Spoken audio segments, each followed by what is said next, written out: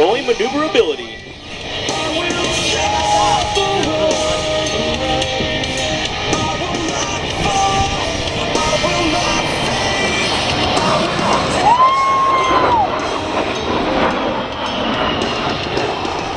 Major Thorpe is repositioning the A-10 for a slow roll along the shoreline to demonstrate the Warhawk's precise handling characteristics.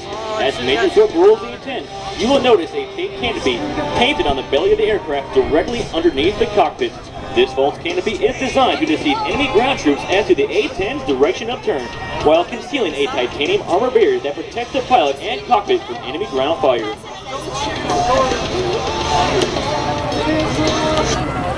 Now, from the right, Major Thorpe and the slow roll.